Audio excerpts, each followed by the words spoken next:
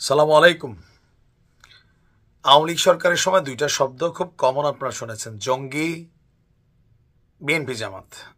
যে কোনো ঘটনা যখন বাংলাদেশে ঘটতো, স্বরাষ্ট্রমন্ত্রী ছিল একজন, আইসাই পরের দিন বলতো যে এটা বিএনপি জামাত দেশের আইন শৃঙ্খলা পরিস্থিতি খারাপ করার জন্য দেশি বিদেশি চক্রান্তে লিপ্ত একটা মহল, এরা দেশের ভালো চায় না। আর দাড়ি টুপি কোথাও পাইলে এটা জঙ্গি বলেই এটা চলতো, এটা আমরা দেখেছি। তো সরকার পরিবর্তনের পর এই ইউনূস সরকারও আবার সেম থিওরি অ্যাপ্লাই করে। বাংলাদেশে যাই হয় মোটামুটি সব জায়গায় নতুন দুইটা শব্দ আসছে, দুর্বৃত্ত, একদল মুখোশধারী। তো এই একদল মুখোশধারী আর দুর্বৃত্ত কারা, ঘুইরা ফিরে আসে, এরা সবাই আওয়ামী লীগ, যুবলীগ, ছাত্রলীগ। এরা নানান রূপে নতুন রূপে বাংলাদেশে ফিরেছে। আবার সরকারের উপদেষ্টারা যারা আছেন ছাত্রদের মধ্যে, শেখ হাসিনা কি নির্দেশ দিয়েছেন তাদের কাছে গোপন তথ্য আছে, তারাও মাঝে মাঝে বলেন। তো কিছু কিছু ঘটনা সত্যতা প্রমাণও করে যে নতুন রূপীকে আওয়ামী লীগ ফিরলেও আবার কিছু ঘটনা এমনও তো হইতে পারে এখন বিএনপি ক্ষমতায় না আসুক, আওয়ামী লীগ চায়। আওয়ামী লীগ যদি চায়, আমার মনে হয় যে এটা চায় যে বিএনপি ক্ষমতায় আসুক, না আসুক চায় না। তো এই ঘটনার পেছনে অন্য কেউ তো ঘটনা ঘটাইতে পারে। এক দাগে মোটা দাগে সব আওয়ামী লীগ বানাই দেব ঠিক না, আগে ইনভেস্টিগেশন করা উচিত। যাই হোক, ঘটনার প্রেক্ষাপট হচ্ছে ফরিদপুরের আলফাডাঙ্গায় বিএনপির যে কার্যালয় আছে, গভীর রাতে সেখানে পেট্রোল বোমা আপনার বিস্ফোরণের ঘটনা ঘটেছে। পুরো অফিস দোমরায়া মোচড়ায়া আলোয় গেছে। পরে ঘটনাস্থল থেকে 4টি অবিস্ফোরিত বোমাও উদ্ধার করেছে পুলিশ। মঙ্গলবার গভীর রাতে উপজেলার সদর বাজারের হাসপাতাল রোডে বিএনপির উপজেলা কার্যালয়ে এই বোমা হামলার ঘটনাটি ঘটল।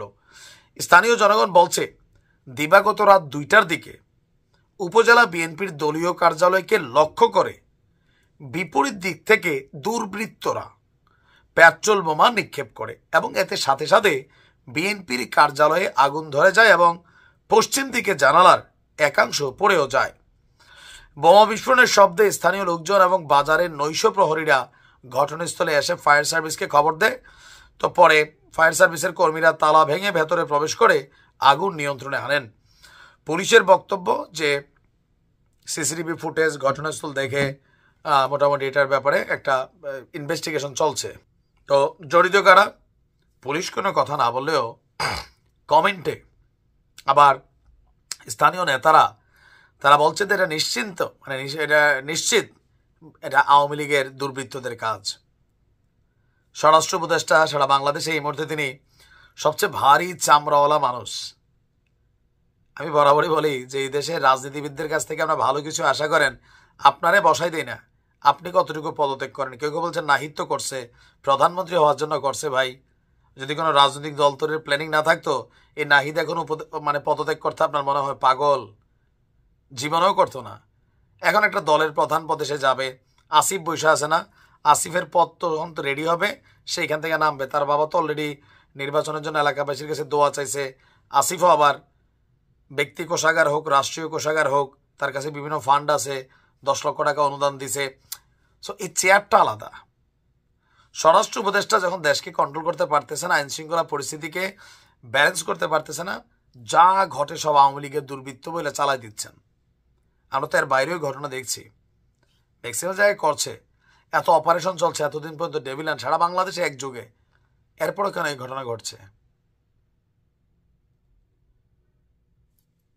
যে কোনো জায়গায় একটু ইনভেস্টিগেশন দরকার। ঢালাও আসলে একটা পক্ষের উপর চাপা দিলে হয় কি, প্রকৃত অপরাধী যারা অনেক ক্ষেত্রে পার পেয়ে যায়। খেয়াল রাখা উচিত। আসসালামু আলাইকুম।